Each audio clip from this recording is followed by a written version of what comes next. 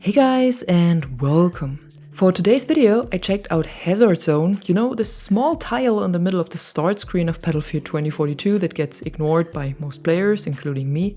But I got some comments below my recent videos where people told me to try Hazard Zone again and see if I like it. So I tried it. And the last time I played was shortly after release of the game, and even though it was fun for a few rounds, it wasn't a mode that really grabbed me. Quite the opposite. I found it very frustrating to get killed after a few seconds sometimes and had to start all over again with a new squad. In addition, the mechanics didn't seem to be well made, and overall the mode just seemed to be a shell of what it could be. After a while I couldn't even find matches anymore, so I stopped playing it completely and haven't touched it since then. But in the last few months there were some changes made to Hazard Zone and a few mechanics added to make it more attractive and easier to pick up. So I hopped in last night again and gave it another try, and I gotta be honest, I was surprised and I really enjoyed playing it much more than I had expected.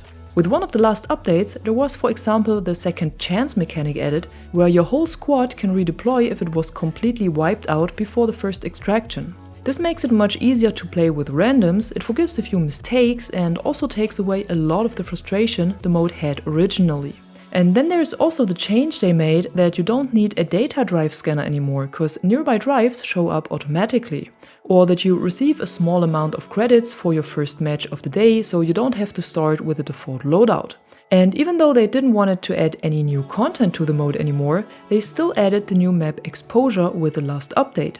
And they're also constantly improving the mode and fixing bugs, so it doesn't seem like they really gave up on it already. And it also seems like the player base don't give up on the mode either.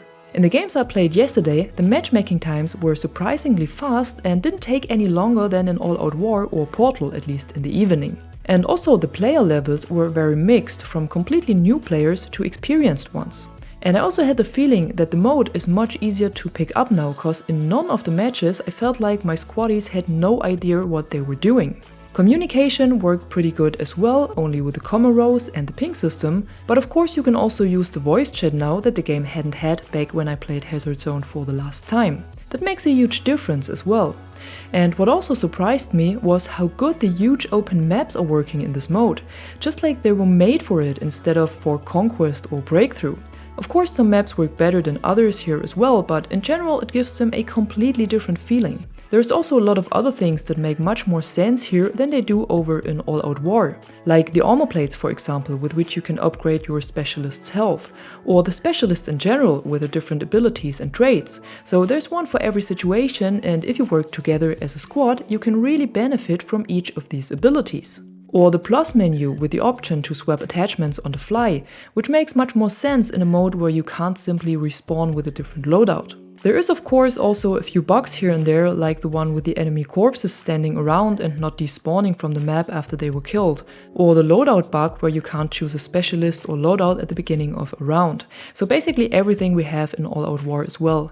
And especially the one with the enemy corpses can be really annoying when you don't know who to shoot at and then you get shot yourself because of the confusion. So that's still a problem, but then again I can't really complain. I only had about 3 bugs in 4 hours of playtime and had a good few games. And once I got used to the mechanics, it was quite enjoyable, and like I already said, much more enjoyable than I had expected.